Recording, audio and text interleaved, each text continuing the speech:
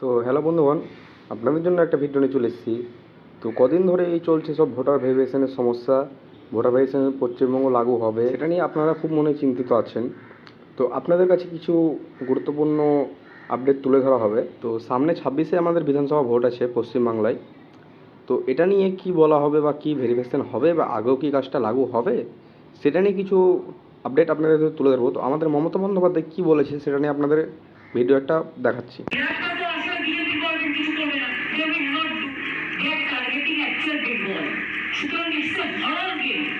তো আমাদের মাননীয় মুখ্যমন্ত্রী মমতা বন্দ্যোপাধ্যায় সুপ্রিম কোর্টের ধাক্কায়, তো সুপ্রিম কোর্টে আমাদের মমতা বন্দ্যোপাধ্যায় কি এটাতে মমতা বন্দ্যোপাধ্যায় কি মুখোমুখি কি ক্ষতি হতে পারে?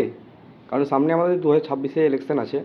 সেই ইলেকশন অনুযায়ী কি মমতা বন্দ্যোপাধ্যায় কি সেটা অবগত হবে বা সেটা কি তার ক্ষতি হবে?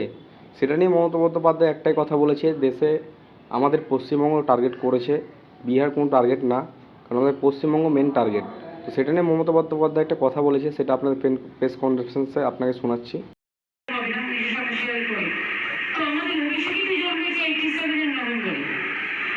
তো সুপ্রিম কোর্ট এটা নিয়ে কী বলেছে সেটা আপনাদের পরে শোনাবো। তো বিহারে ভোটার তালিকা সংশোধনে ইংলিশ বলে সংশোধন অধিকারে আবেদনকারীদের সুপ্রিম কোর্টে বলা প্রমাণ করুন যে কমিশন ভুল করেছে। এটা সুপ্রিম কোর্ট এটা বলেছে। তো এটা কমিশনকে ভুল করানো প্রমাণিত করতে হবে। তারপরে বলা হয়েছে সুপ্রিম কোর্ট বিহারের স্পেশাল ইন্টারেস্টি রিভিশন SIR মামলায় শুনানি করেছে।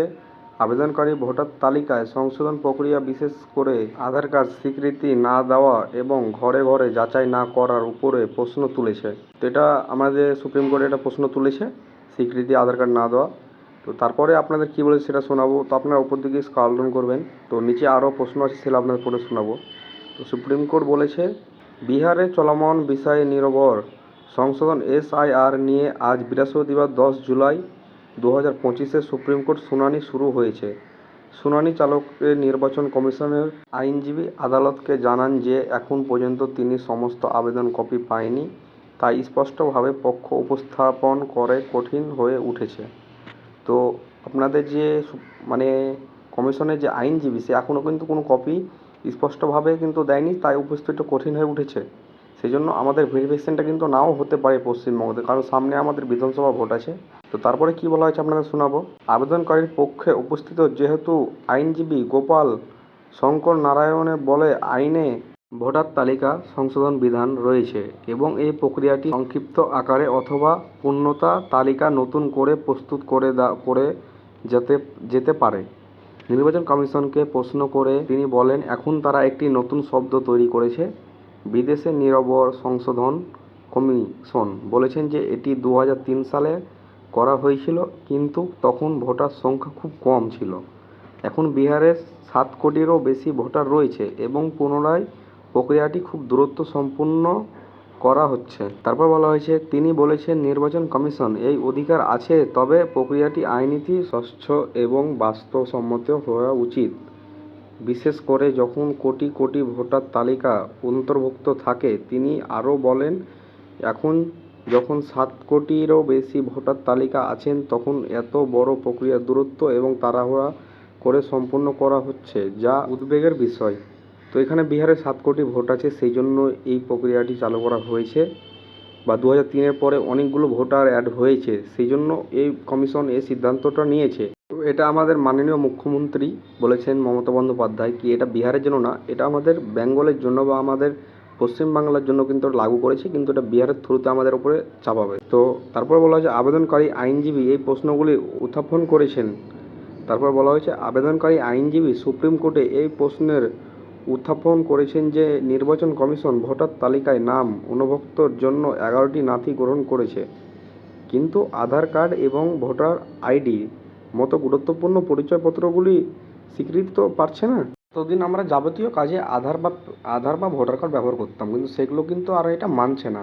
তারপর বলা হয়েছে তিনি বলেন যখন আধার এবং ভোটার আইডিকে সারা দেশ শনাক্ত করেন সবচেয়ে নীতিভোযোগ্য নথি হিসাবে বিবেচনা করা হয়, তখন এই প্রক্রিয়াটি থেকে তাদের দূরে রাখা যুক্তিসঙ্গত নয়।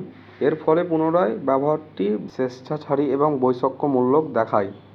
আবেদনকারীর আইনজীবী সুপ্রিম কোর্ট যুক্তি দিয়েছিলেন যে নির্বাচন কমিশন প্রক্রিয়া স্পষ্ট এবং অভিন্ন নয়।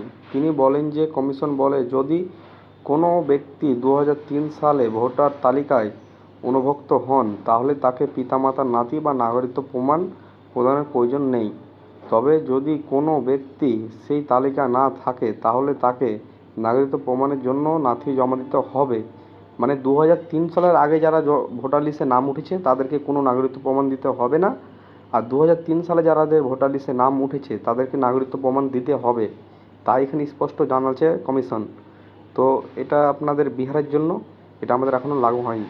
তারপর লেখা আছে তিনি বলেন নির্বাচন কমিশন কর্তৃপক্ষ পরিচালনায় প্রক্রিয়াটি যদি নিবর সংশোধন হয় তাহলে নিয়ম অনুসারে কর্মকর্তাদের প্রতিটি বাড়িতে গিয়ে ভোটারদের তথ্য সংগ্রহ করা উচিত। তিনি আরও বলেন যদি এটি কেবল কাগজ কলমে না হয়ে প্রত্যেককেই নির্ভর সংশোধন হয় তাহলে ঘরে ঘরে যাচাই করুন, প্রয়োজনে কিছু এটি ঘটতেছে না। তো এটা বলেছে কর্মকর্তাদের কি ঘরে ঘরে যায় এটা যাচাই করা উচিত।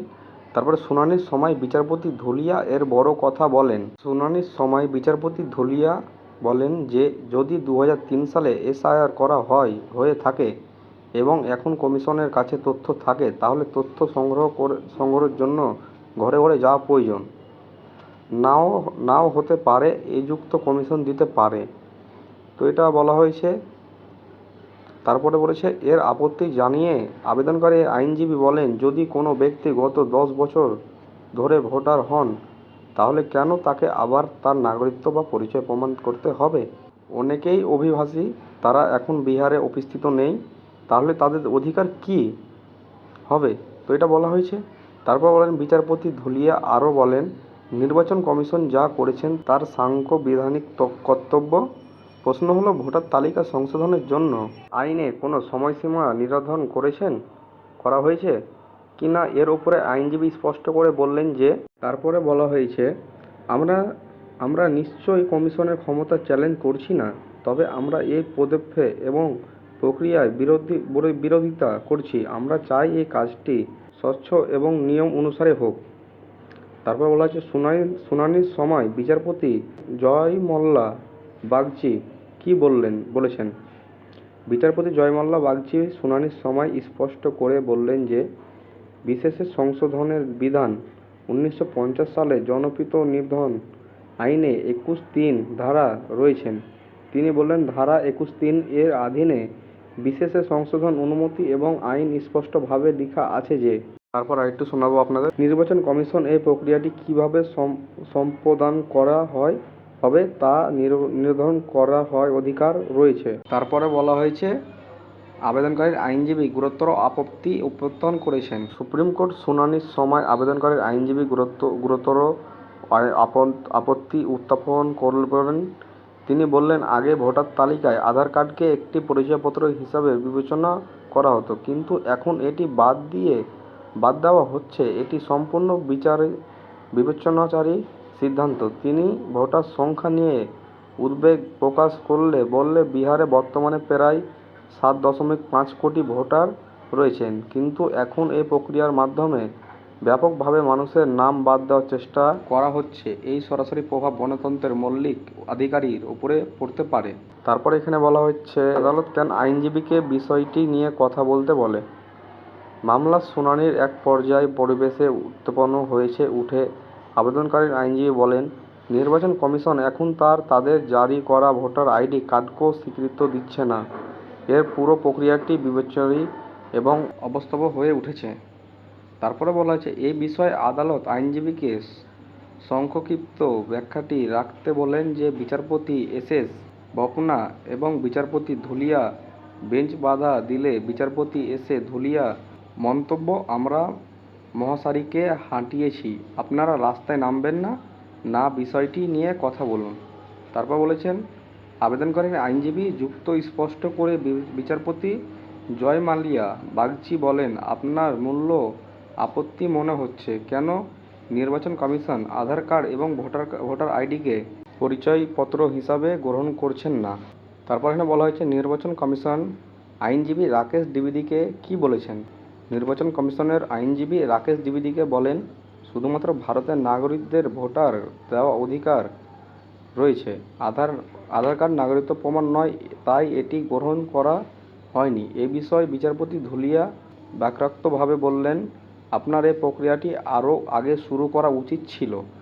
তারপরে বলা হয়েছে, আইনজীবী বিদ্যা গোবার প্রশ্ন তুলেছেন, এমনকি রেশন কার্ডগুলিকেও বৈধ নথি হিসাবে বিবেচনা করা হচ্ছে না, যেখানে এইগুলি দরিদ্রদের জন্য উপলব্ধ সবচেয়ে সাধারণত পরিচয়পত্র। এই বিষয়ে আদালত বলেন যে প্রতিটি আইনজীবী বক্তা শোনা সম্ভব হবে না। এরপরে সিনিয়র আইনজীবী কপিল সিব্বলকে তার পক্ষ উপস্থাপন করতে বলা হয়। তো কপিল সিব্বলের যুক্ত কী ছিলেন? সিনিয়র অ্যাডভোকেট কপিল সিব্বল বললেন, কেবলমাত্র এমন একজন ব্যক্তি যিনি ভারতের নাগরিকত্ব নয়, মানসিকভাবে অভিযোগ অথবা দোষ সম্ভবত হওয়ার কারণে অভিযোগ তাকে ভোটার তালিকা অন্তর্ভুক্ত করে যাবে না। তবে আমার প্রশ্ন হলো, নির্বাচন কমিশনকে নাগরিকত্ব নির্বাচন অধিকার কে দিয়েছেন? তো এটা আপনার সিনিয়র অ্যাডভোকেট কপিল সিব্বল বলেছেন। এর প্রসঙ্গে বিচারপতি এস.সি. ধুলিয়া বললেন, কোনো অভিযোগ ব্যক্তি যাতে ভোট না দেন তা নিশ্চিত করা কি নির্বাচন কমিশনের কর্তব্য নয়? এর জন্য নাগরিকত্ব যাচাই করা প্রয়োজন। তবে কপিল সিব্বল আদালতে এই আবেদন করেছেন। কপিল সিব্বল আদালতে যুক্তি দেন যে কমিশন নাগরিকত্ব প্রমাণ দায়িত্ব ভোটার উপরে চাপিয়ে দিচ্ছে। তিনি বললেন, কমিশন ব্যাখ্যা দেওয়া উচিত যে তার কোনো ভিত্তিতে কাউকে ভারতের নাগরিক বলা মনে করে না। এমনকি ভোটার আইডি কার্ড, জন্ম শংসাপত্র এবং মনরেগা কার্ডও গ্রহণ করা হচ্ছে না। সিব্বল আরও বলেন যে দেশ মাত্র 2% নাগরিকত্ব পাসপোর্ট আছে, তাই এটিকে নাগরিকত্ব একমাত্র প্রমাণ হিসাবে বিবেচনা করা ভুল। তো যাদের 2% মানে ভারতের যতগুলো নাগরিকত্ব আছে তাদের 2% নাগরিকের পাসপোর্ট আছে, ইন্ডিয়ান পাসপোর্ট, তাদেরকে কি শুধু নাগরিকত্ব প্রমাণ দেবে, তাই সিব্বল বলছে। তারপর এখানে বলা হয়েছে, অভিষেক মনু সিংভি যুক্ত দিয়েছিলেন যে 2003 সালে যখন এত ব্যাপক সংশোধন করা হয়েছিল তখন নির্বাচনের জন্য অনেক সময় বাকি ছিল, কিন্তু এবার নির্বাচন নিকটবর্তী, যার কারণে তালিকা থেকে লক্ষ লক্ষ লোক বাদ পড়ার সম্ভাবনা রয়েছে। একসময় নির্বাচন কমিশনের পক্ষে উপস্থিত হয় সিনিয়র আইনজীবী রাকেশ দ্বিবেদী আদালতকে বলেছিলেন যে কেবল ভারতের নাগরিকদের ভোট দেওয়ার অধিকার রয়েছে এবং ভোটের পরিচয় পরীক্ষা করার প্রয়োজন। তিনি বললেন, আধার কার্ড নাগরিকত্ব প্রমাণ নয়। কমিশন 11 ধারা নথি গ্রহণ করেছেন। শুনানির সময় আদালত প্রশ্ন তোলা যে কমিশন কেন সময় আগে এই প্রক্রিয়াটি শুরু করেননি। বিচারপতি ধুলিয়া বললেন, যদি তালিকা একবার তৈরি করা হয় তাহলে আদালত এই হস্তক্ষেপ করবে না, তাই শংসাপত্র প্রয়োজন। এই ছিল সুপ্রিম কোর্টের বার্তা, বা আমাদের আইনজীবী যতগুলো আইনজীবী আছে সুপ্রিম কোর্টের। তো আজকে এই 10 জুলাই এটা হয়েছে। তো আমাদের 2026-এ কিন্তু ভোট হবে, তার আগে কিন্তু আমাদের কোনো ভেরিফিকেশনের কাজ হবে না, তাই আপনারা ওটাও চিন্তিত হবেন না। কিন্তু এই কাজটা কিন্তু ভোটের পরে কিন্তু হতে পারে, কিন্তু স্পষ্টভাবে বলে দেওয়া হয়েছে কি বিহারে যেমন হয়েছিল 2003 সালে, আর আগে হয়েছিল আমাদের কিন্তু ওয়েস্ট বেঙ্গলে বা পশ্চিমবাংলায় 2002 সালে হয়েছিল। তো আমাদের ওয়েস্ট বেঙ্গলে 2002 সালে যাদের ভোটার তালিকায় নাম আছে তাদেরকে কোনো নাগরিকত্ব প্রমাণ লাগবে না। 2002-এর পর যাদের ভোটার কার্ডের তালিকায় নাম উঠেছে তারা তাদের বাবা নামের নাগরিকত্ব প্রমাণ দিয়ে করতে পারে। এই ছিল আজকে সুপ্রিম কোর্টের আপডেট। ভিডিওটা সম্পূর্ণ দেখার জন্য অসংখ্য ধন্যবাদ। ভিডিওটা যদি আপনার কাজের মনে হয় বা আপনার ভালো লাগে তাহলে অবশ্যই একটা লাইক করে দেবেন, অ্যান্ড চ্যানেল যদি নতুন হয়ে থাকেন অবশ্যই চ্যানেলটা সাবস্ক্রাইব করে পাশে থাকা বেল আইকনে ক্লিক করে অন নোটিফিকেশন অন করে দেবেন। অ্যান্ড আশা করি ভালো আছেন, ভালো থাকবেন, সুস্থ থাকবেন।